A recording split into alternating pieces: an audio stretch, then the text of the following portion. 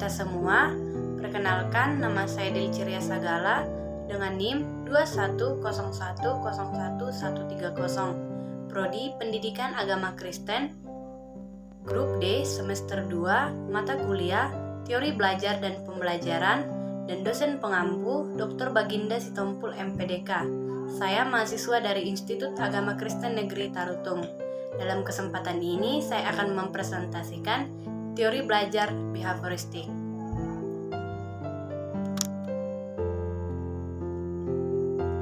Teori belajar behavioristik merupakan proses perubahan tingkah laku sebagai akibat adanya interaksi antara stimulus dengan respon yang menyebabkan siswa mempunyai pengalaman baru. Aplikasinya dalam pembelajaran adalah guru memiliki kemampuan dalam mengelola hubungan stimulus-respon dalam situasi pembelajaran sehingga hasil belajar siswa dapat optimal. Adapun tokoh-tokoh dalam teori belajar behavioristik adalah 1. Ivan P. Pavlov. Teori kondisioner Pavlov ini kemudian dikembangkan oleh Guthrie pada tahun 1935 INT. Ia berpendapat bahwa tingkah laku manusia itu dapat diubah. Tingkah laku manusia itu menjadi buruk dan sebaliknya, tingkah laku buruk dapat diubah menjadi baik. Teori Guthrie berdasarkan atas model penggantian stimulus satu ke stimulus yang lain. Respon atau suatu situasi cenderung diulang bila mana individu menghadapi sesuatu yang sama. Inilah yang disebut asosiasi. Selanjutnya, Edwin Guthrie. Teori ini, conditioning Pavlov ini kemudian dikembangkan oleh Guthrie. Manusia ini dapat diubah, tingkah laku baik diubah menjadi buruk dan sebaliknya. Tingkah laku buruk dapat diubah menjadi baik. Adapun 3 metode pengubahan tingkah laku yang dikemukakannya yaitu 1. Metode respon bertentang. Misalnya jika anak takut terhadap sesuatu, misalnya kucing, maka letakkan permainan yang disukai anak tersebut di dekat kucing dengan mendekatkan kucing dengan permainan anak. Lambat laun, anak akan tidak takut lagi pada kucing. Namun hal ini harus dilakukan berulang-ulang. Yang kedua, metode membosankan. Misalnya, seorang anak mencoba-coba menghisap rokok, minta kepadanya untuk merokok, terus sampai bosan. Setelah bosan, ia akan berhenti merokok dengan sendirinya. Yang ketiga, metode mengubah lingkungan. Jika anak bosan belajar, ubahlah lingkungan belajarnya dengan suasana lain yang lebih nyaman dan menyenangkan, sehingga membuat ia menjadi betah belajar. Selanjutnya, menurut Skinner, dari hasil percobaannya, Skinner membedakan respon menjadi 2, yaitu 1. Respon yang timbul dari respon tertentu. Yang kedua, operan atau instrumental atau responsi yang timbul dari berkembang karena diikuti respon perangsang tertentu. Teori Skinner dikenal dengan operant conditioning dengan 6 konsepnya yaitu 1. Penguatan positif dan negatif. 2. Shaping atau proses pembentukan tingkah laku yang makin mendekati tingkah laku yang diharapkan. Yang ketiga, pendekatan sukesif. Proses pembentukan tingkah laku yang menggunakan penguatan pada saat yang tepat hingga respon pun sesuai dengan yang disyaratkan. Yang keempat, extinction. Proses penghentian kegiatan sebagai akibat dari ditiadakannya penguatan. Yang kelima, chaining of response atau respon dan stimulus yang berangkaian satu sama lain. Yang keenam, jadwal penguatan. Variasi pembuatan penguatan atau rasio tetap dan bervariasi. Interval tetap dan bervariasi. Selanjutnya, kesimpulan dari para ahli adalah sebagai berikut. Teori belajar behavioristik merupakan suatu teori pembelajaran yang lebih menekankan pada guru sebagai tokoh aktif yang berperan penting pada perubahan tingkah laku peserta didik. Teori belajar behavioristik bersifat pendekatan yang berupa perubahan tingkah laku dan hasilnya dilihat dari perubahan tingkah laku individu tersebut, seperti pikiran, karakter, tingkah laku, gejala-gejala yang ditimbulkan dalam pembelajaran, dan sebagainya. Perubahan tersebut tidak berasal dari internal, namun dari stimulus. Selanjutnya, Adapun kelebihan dan kelemahan teori belajar behavioristik adalah sebagai berikut. Kelebihan teori behavioristik. 1. Model behavioristik sangat cocok untuk pemerolehan praktek dan pembiasaan yang mengandung unsur-unsur seperti kecepatan, spontanitas, kelenturan, refleks, daya tahan, dan sebagainya. Contohnya, percakapan bahasa asing, mengetik, menari, menggunakan komputer, berenang, olahraga, dan sebagainya. Yang kedua, teori behavioristik juga cocok diterapkan untuk melatih anak-anak yang masih membutuhkan dominasi peran orang dewasa, suka mengulangi dan harus dibiasakan, suka meniru dan senang dengan bentuk-bentuk penghargaan, langsung seperti diberi permen atau pujian. Selanjutnya, kelemahan teori behavioristik.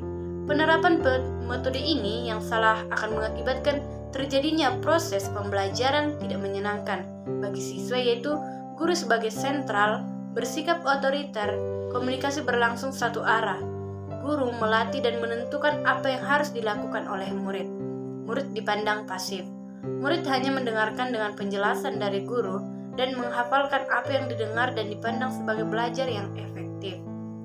Pembelajaran siswa yang berpusat pada guru atau teacher-centered learning bersifat mekanistik dan hanya berorientasi hasil yang dapat diamati dan diukur, sehingga kejelian dan kepekaan guru pada situasi dan kondisi belajar sangat penting untuk menerapkan kondisi behavioristik. Adapun implikasi teori behavioristik dalam kegiatan pembelajaran adalah sebagai berikut.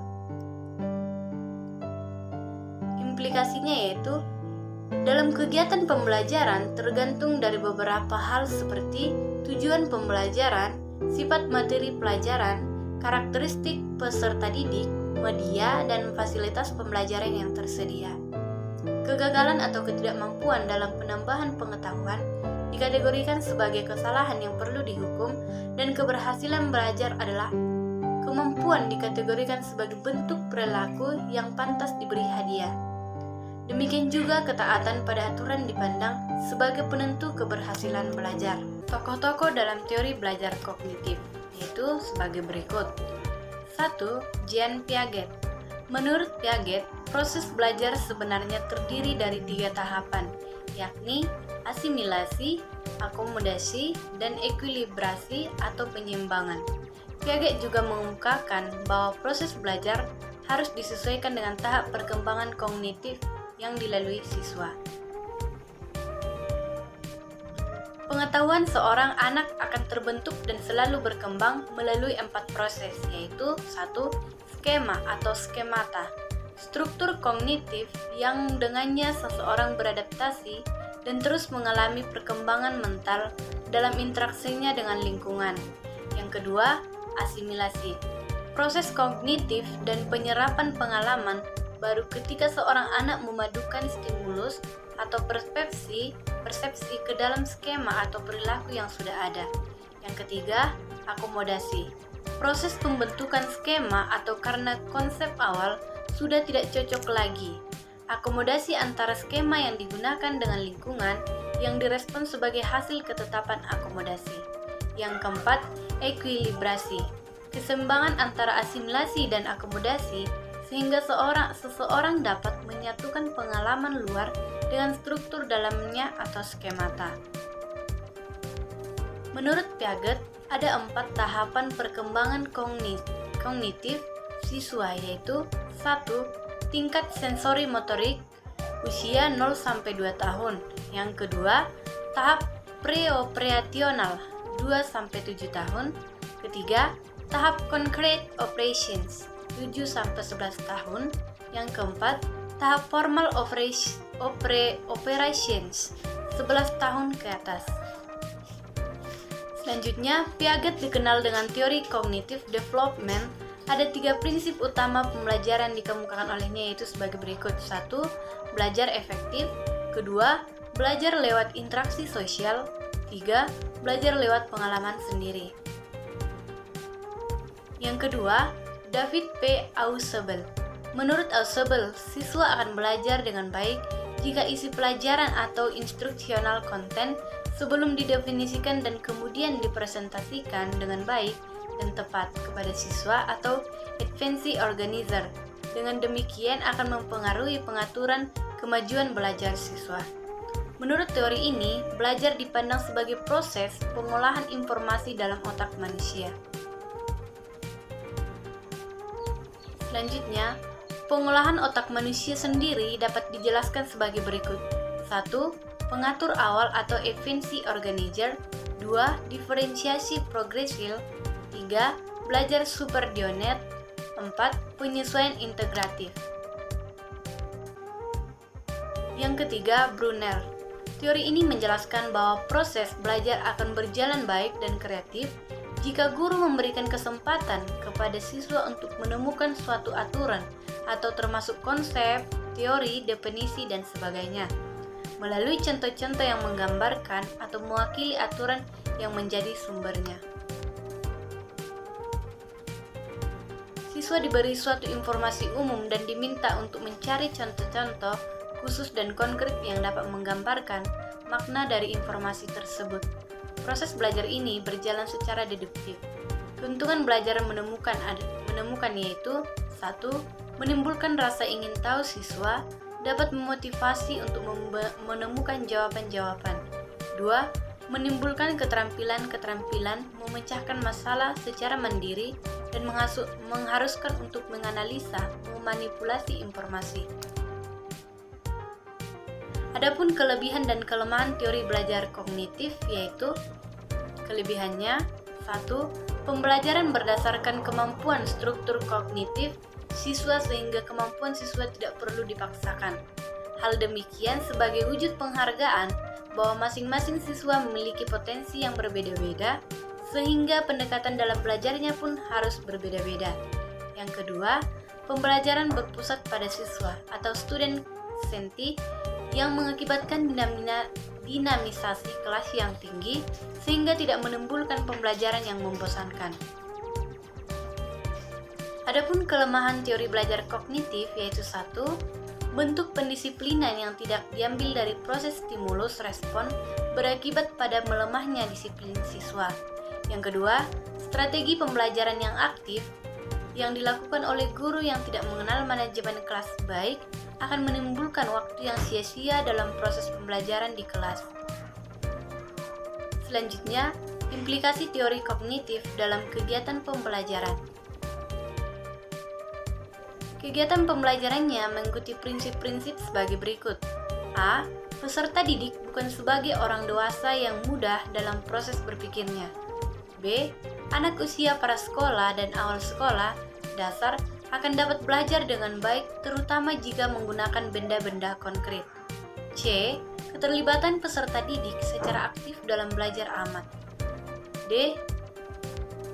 Karena adanya dengan mengaktifkan peserta didik, maka proses asimilasi dan akomodasi pengetahuan dan pengalaman dapat terjadi dengan baik. 1. Tokoh-tokoh belajar humanistik. 1. Aldous Huxley. Manusia memiliki banyak potensi yang selama ini banyak terpendam dan disia-siakan.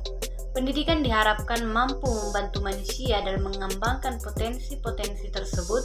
Oleh karena itu, kurikulum dalam proses pendidikan harus berorientasi pada pengembangan potensi, dan ini melibatkan semua pihak seperti guru, murid, maupun para pemerhati ataupun peneliti. Yang kedua, menurut David Mills dan Stanley Schacht, ilmu pengetahuan alam selama bertahun-tahun hanya dibahas dan dipelajari secara kognitif semata, yakni sebagai akumulasi dari fakta-fakta dan teori-teori.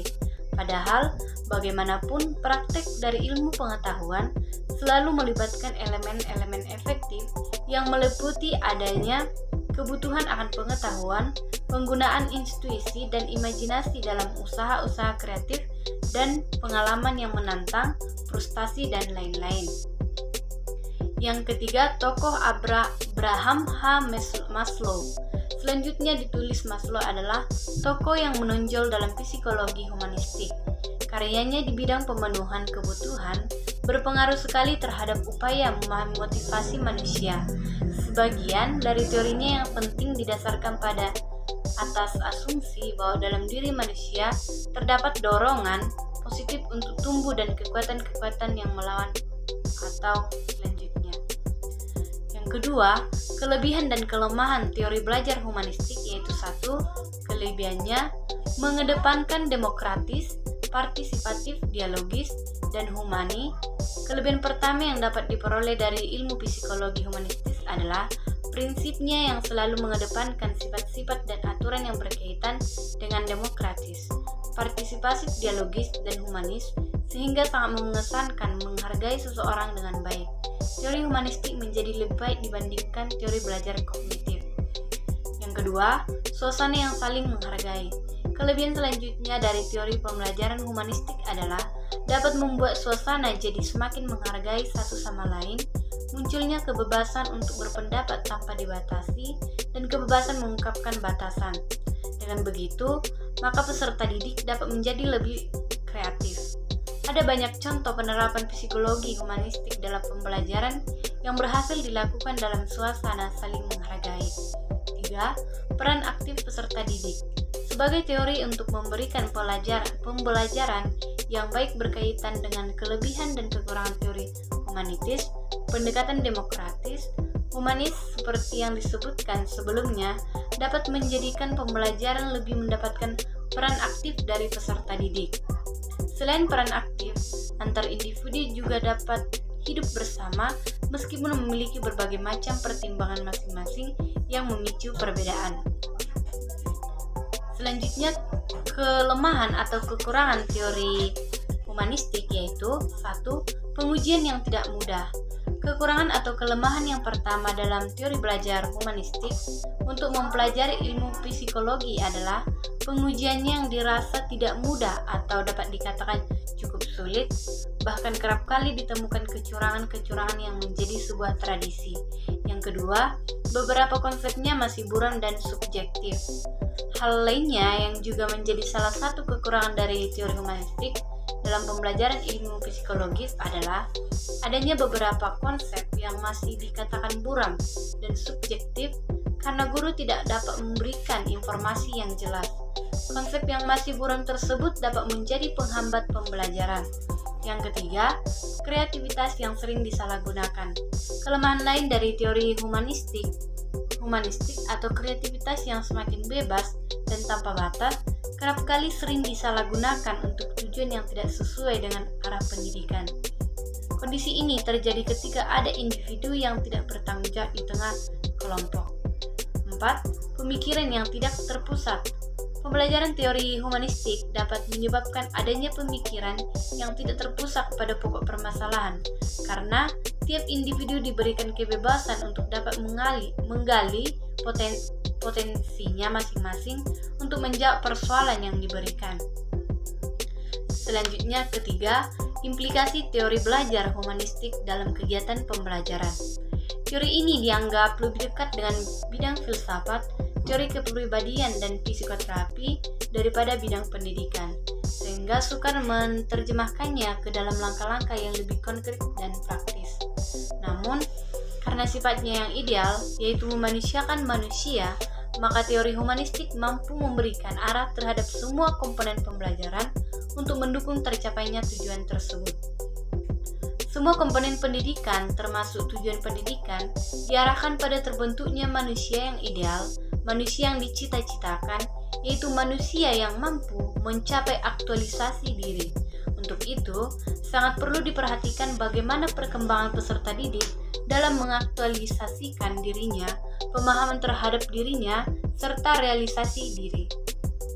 Pengalaman emosional dan karakteristik khusus individu dalam belajar perlu diperhatikan oleh guru dalam merencanakan pembelajaran, karena seseorang akan dapat belajar dengan baik jika mempunyai pengertian tentang dirinya sendiri dan dapat membuat pilihan-pilihan secara bebas ke arah mana ia akan berkembang.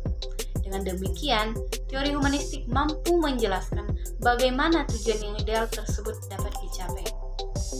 Baiklah, saya akan melanjutkan materi saya tentang teori konstruktivisme.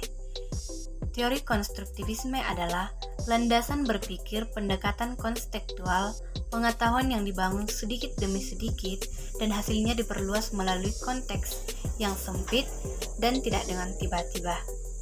Selanjutnya, Teori belajar konstruktivisme merupakan suatu teori dalam belajar yang mengutamakan peningkatan perkembangan, nalar atau logika dan konseptual belajar.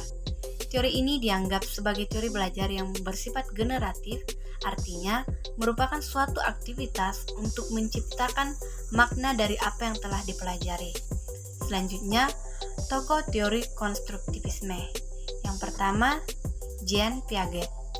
Teori belajar konstruktivisme yang dikembangkan oleh Piaget dikenal dengan nama konstruktivistik kognitif atau personal constructivism.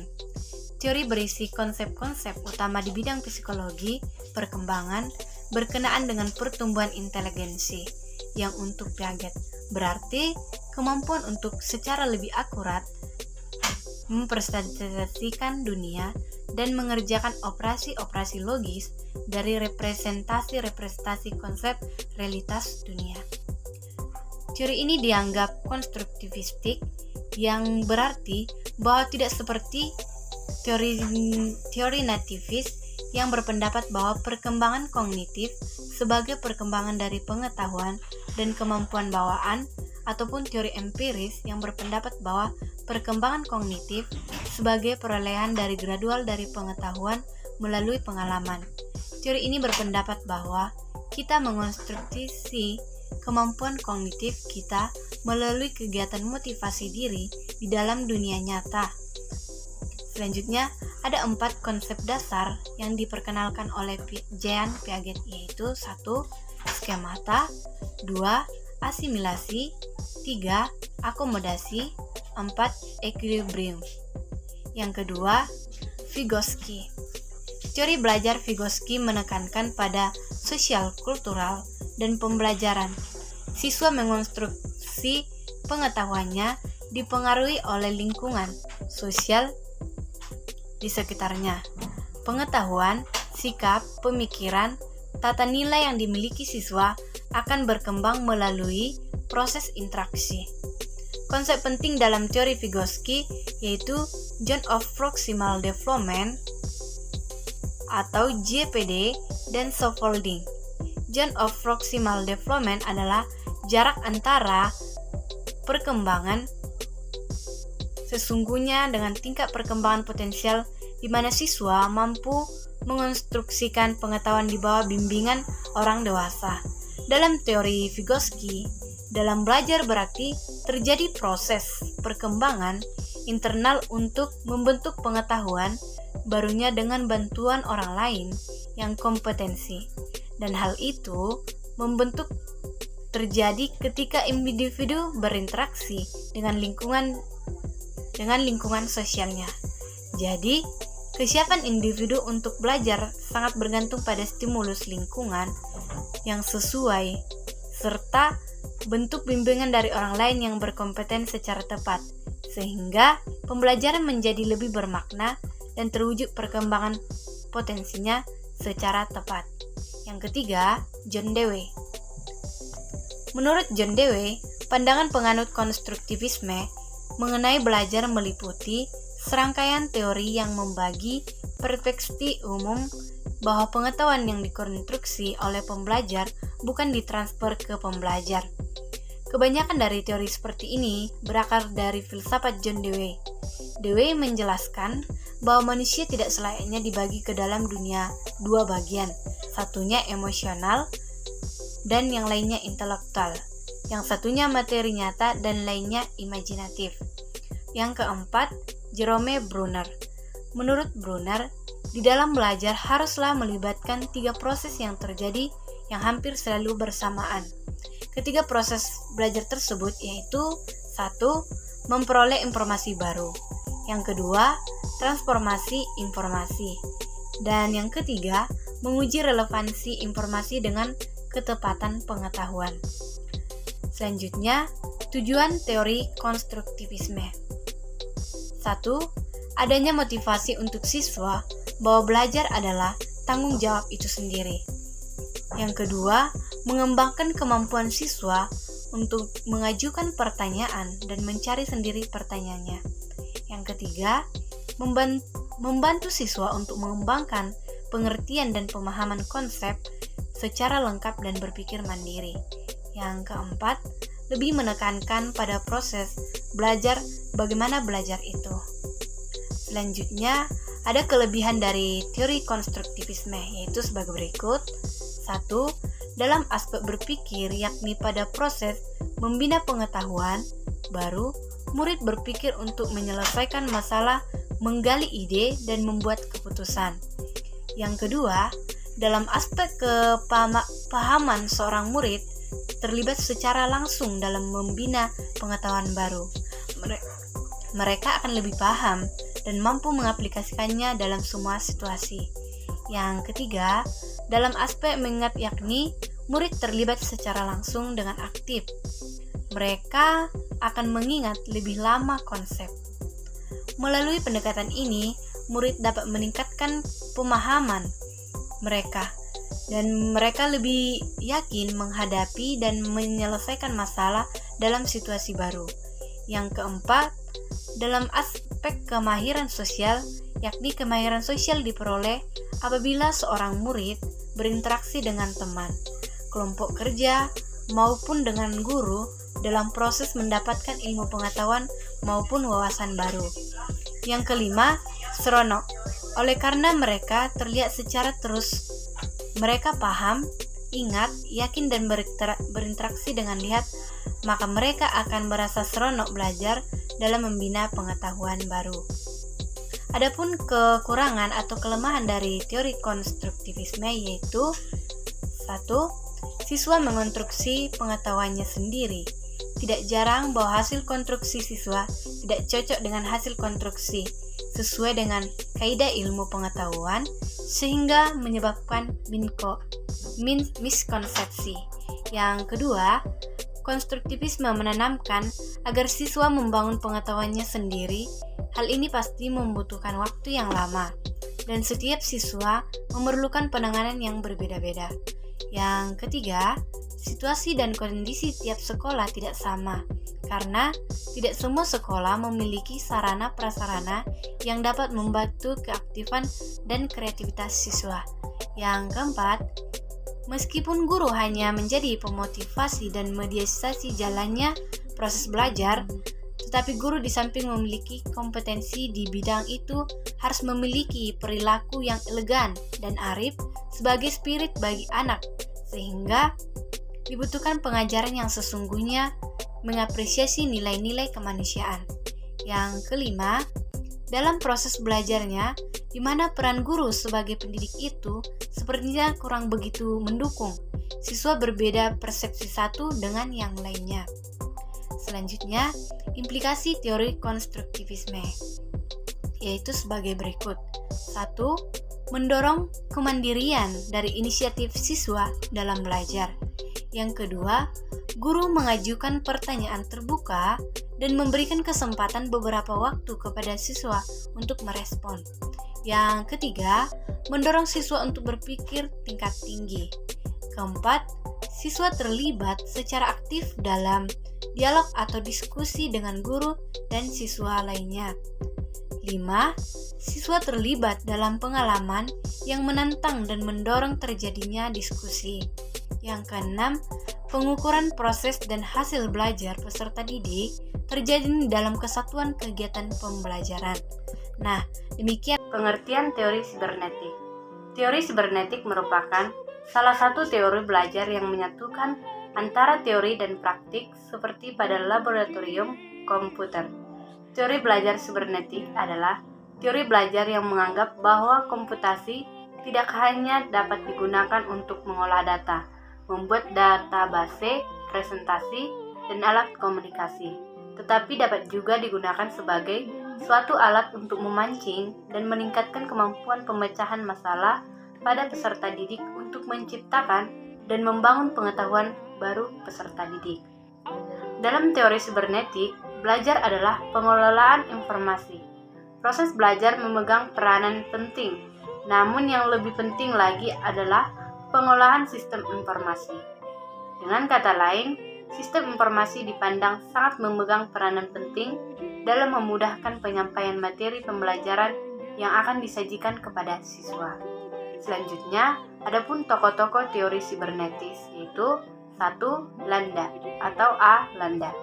Landa merupakan salah seorang psikologi yang beraliran sibernetik. Menurut Landa, ada dua macam proses berpikir, yaitu sebagai berikut. 1. Proses berpikir algoritmik, yaitu proses berpikir linear, konvergen, dan lurus menuju ke satu target tertentu.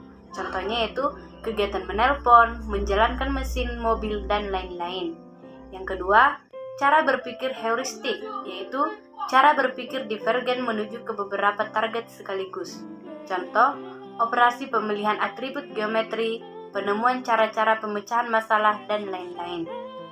Proses belajar akan berjalan dengan baik jika materi pelajaran yang hendak dipelajari atau masalah yang hendak dipecahkan, atau dalam istilah teori sibernetik adalah sistem informasi yang hendak dipelajari, diketahui ciri-cirinya. Materi pelajaran tertentu akan lebih tepat disajikan dalam urutan yang teratur, linear, dan sekuensial. Sedangkan materi pelajaran lainnya akan lebih tepat bila disajikan dalam bentuk terbuka dan memberikan kebebasan kepada siswa untuk berimajinasi dan berpikir. Misalnya, agar siswa mampu memahami satu rumus matematika, mungkin akan lebih efektif jika presentasi informasi tentang rumus tersebut disajikan secara algoritmik. Alasannya, karena suatu rumus matematika biasanya mengikuti urutan tahap demi tahap yang sudah teratur dan mengarah ke satu target tertentu. Selanjutnya, namun untuk memahami makna suatu konsep yang lebih luas dan banyak mengandung interpretasi, misalnya konsep keadilan atau demokrasi, akan lebih baik jika proses berpikir siswa dibimbing ke arah yang menyabar atau berpikir heuristik, dengan harapan pemahaman mereka terhadap konsep itu tidak tunggal, monoton, dogmatik, atau linear. Selanjutnya, B. Parks dan Scott. Parks dan Scott juga termasuk penganut teori sibernetik. Menurut mereka, ada dua macam cara berpikir, yaitu cara berpikir serialis dan cara berpikir Wallace atau menyeluruh. Pendekatan serialis yang dikemukakannya memiliki kesamaan dengan pendekatan algoritmik. Namun, apa yang dikatakan sebagai cara berpikir menyeluruh atau Wallace tidak sama dengan berpikir heuristik. Bedanya, cara berpikir menyeluruh adalah berpikir yang cenderung melompat ke depan, langsung ke gambaran lengkap sebuah sistem informasi. Ibarat melihat lukisan, bukan detail-detail yang diamati lebih dahulu, melainkan seluruh lukisan itu sekaligus, baru sesudah itu ke bagian-bagian yang lebih detail. Sedangkan cara berpikir heuristik yang dikemukakan oleh Landa adalah cara berpikir divergen, mengarah ke beberapa aspek sekaligus. Siswa tipe Wallace atau menyeluruh ini biasanya dalam mempelajari sesuatu cenderung dilakukan dari tahap yang paling umum kemudian bergerak ke lebih yang khusus atau detail. Sedangkan siswa tipe serialis dalam mempelajari sesuatu cenderung menggunakan cara berpikir secara algoritmik. Selanjutnya, adapun kelebihan dari teori belajar sibernetik yaitu A. Cara berpikir berorientasi pada proses lebih menonjol. B. Penyajian pengetahuan memenuhi aspek ekonomis. C. Kapabilitas belajar dapat disajikan lebih lengkap. D. Adanya keterarahan dan seluruh kegiatan belajar kepada tujuan yang akan dicapai. E. Adanya transfer belajar pada lingkungan kehidupan yang sesungguhnya. F. Kontrol belajar atau content control pada pace control, display control, dan conscious cognition control memungkinkan belajar sesuai dengan irama masing-masing individu atau prinsip perbedaan individual terlayani. Yang G. Balikan informatif, memberikan rambu-rambu yang jelas tentang tingkat untuk kerja yang telah dicapai dibandingkan dengan untuk kerja yang diharapkan. Adapun kekurangan dari teori sibernetik yaitu teori sibernetik sebagai teori belajar seringkali dikritik karena lebih menekankan pada sistem informasi yang akan dipelajari. Sementara itu, bagaimana proses belajar berlangsung dalam diri individu sangat ditentukan oleh sistem informasi yang dipelajari.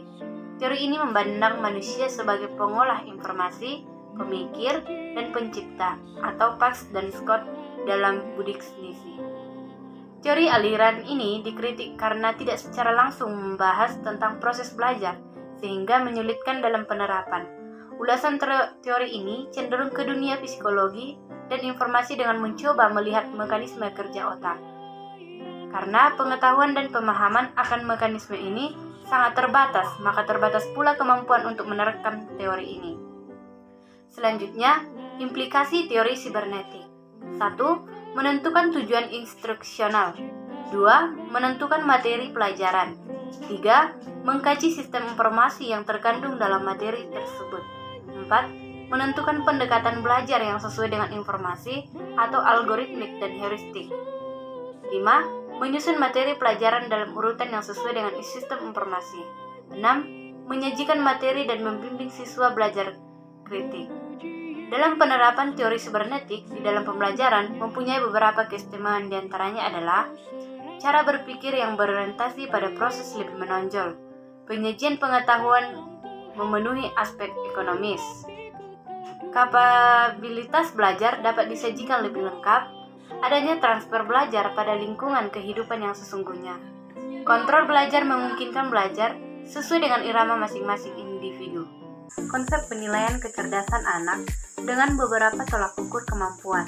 Dalam buku berjudul Multiple Intelligences, The Theory in Practice, seorang psikologi bernama Howard Gardner menyatakan bahwa konsep kecerdasan majemuk melibatkan faktor biologi serta faktor budaya. Konsep penilaian kecerdasan majemuk bagi si kecil merupakan perlawanan terhadap penilaian kecerdasan yang hanya berdasarkan skor standar tes IQ. Selanjutnya, adapun tokoh teori kecerdasan majemuk yaitu 1. Howard Gardner. Howard Gardner mengubah pola pikir konvensional dengan mengeluarkan konsep penilaian kecerdasan melalui 3 parameter. Konsep kecerdasan yang dibawa oleh Gardner berangkat dari pandangan penilaian kecerdasan bagi si kecil yang tidak hanya berdasar skor standar saja.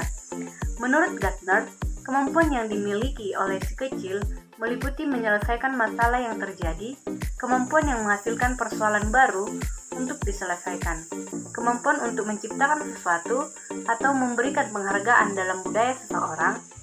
Dari beberapa kemampuan tersebut, seorang anak pasti akan menonjol di salah satu atau sejumlah kecerdasan. Dengan 3 parameter kecerdasan ala Gardner, maka akan hadir sejumlah kecerdasan anak di luar kecerdasan logika dan linguistik. Yang kedua, Thomas Armstrong. Thomas Armstrong menjelaskan lebih lanjut mengenai kecerdasan majemuk. Armstrong menyebutkan bahwa setiap anak dilahirkan ke dunia dengan membawa potensi yang memungkinkan mereka menjadi cerdas. Dengan berbagai sifat natural anak, maka tugas yang dimiliki orang tua dan lingkungan sekitar mendasari kecerdasan agar terus bertahan dan berkembang hingga dewasa. Sifat natural yang dimaksud Thomas Armstrong adalah rasa ingin tahu, daya eksplorasi, vitalis, spontanitas, dan fleksibilitas. Thomas Armstrong juga menunjukkan bahwa terdapat sejumlah indikator penilaian kecerdasan anak. Indikator Armstrong berdasarkan pada kemampuan autentik yang dimiliki oleh si kecil. Berikut ini indikator-indikator yang dimaksud oleh Armstrong, yaitu A. Observasi. Observasi biasa dilakukan untuk mendapat informasi yang lebih akurat, baik berupa tempat, pelaku, objek, kegiatan, perbuatan, atau peristiwa. Observasi dibagi menjadi 2, yaitu observasi secara langsung, artinya observasi yang dilakukan langsung kepada objek di tempat kejadian atau tempat berlangsungnya peristiwa. Yang kedua, observasi tidak langsung, yaitu yang dilakukan tidak pada saat kejadian berlangsung atau objek yang akan diteliti. B. Dokumentasi hasil karya. Dengan mendokumentasikan setiap karya yang dibuat oleh anak, maka anak dapat merangsang ingatan atau peristiwa apa yang terjadi pada saat itu. C. Penilaian tugas. Dengan menilai tugas, anak akan terbiasa melihat kekurangan atau kesalahannya, di mana dengan itu anak akan belajar melalui kesalahan itu, serta bisa menjadikan penilaian agar tidak mengulangi kesalahan itu. D. Penilaian berdasarkan konteks tertentu. menilai sesuatu yang dilakukan dengan disandingkan beberapa kejadian yang terjadi. Artinya, anak akan menilai sesuatu hal dengan kejadian yang terjadi saat itu atau dulu. Portofolio. Portofolio digunakan dalam kegiatan yang menyangkut sejumlah bidang kegiatan yang masing-masing memiliki arti yang berbeda. Adapun kelebihan dari teori kecerdasan majemuk yaitu 1. Pembelajaran dapat lebih fokus terhadap suatu kecenderungan kecerdasan punya hasil yang optimal. Yang kedua, memberikan sudut pandang terhadap pengembangan potensi manusia. 3. Memberikan pandangan semangat baru terutama terhadap si pembelajar. 4. Membuka kesempatan pada si pembelajar untuk kritis dan berpikir terbuka. 5. Menghindari adanya penghakiman terhadap manusia dari sudut pandang kecerdasan inteligensi. Selanjutnya, kelemahan dari teori kecerdasan majemuk yaitu 1. Memiliki kontroversi terutama dalam pandangan ahli psikologi tradisional, antara lain mencampur adukan pengertian kecerdasan, keterampilan, dan bakat. 2. Bersifat personal atau individual, sehingga teori ini lebih efektif digunakan untuk mengembangkan pembelajaran orang per orang daripada mengembangkan pembelajaran massa atau klasikal. 3. Membutuhkan fasilitas yang lengkap sehingga membutuhkan biaya besar untuk operasional klasikal atau massal. 4. Tenaga kependidikan di Indonesia belum sepenuhnya siap melaksanakan teori ini dalam praktek di dalam kelas K12 ataupun juga pembelajaran yang melibatkan belajar dewasa karena sudut pandang kebanyakan orang masih sudut pandang tradisional. Adapun ciri-ciri dari kecerdasan majemuk adalah sebagai berikut. 1. Kepekaan terhadap bahasa dan kata-kata atau kecerdasan verbal linguistik. 2. Kepekaan anak terhadap pola abstrak dan pola matematika atau kecerdasan logis matematis. 3. Kepekaan terhadap kondisi dan situasi ruang dan spasial tertentu atau kecerdasan spasial visual. 4. Menjalankan berbagai aktivitas fisik yang berorientasi mengolah tubuh atau kecerdasan kinestetik jasmani. Yang kelima, kepekaan terhadap nada, tempo, dan irama musik atau kecerdasan musikal. 6. Kepekaan terhadap diri dan kesadaran dirinya atau kepekaan intrapersonal.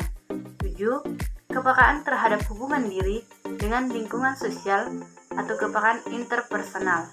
8. Kepekaan terhadap berbagai bagian di lingkungan alam atau kepekaan naturalis. Demikian yang bisa saya sampaikan. Semoga pembelajaran ini bermanfaat buat kita semua. Shalom, terima kasih.